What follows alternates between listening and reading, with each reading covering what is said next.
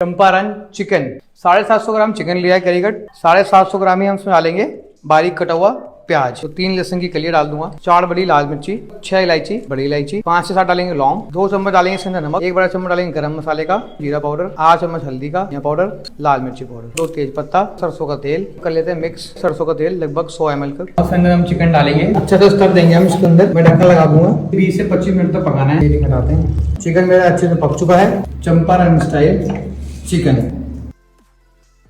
हल्का डालेंगे हरा धनिया,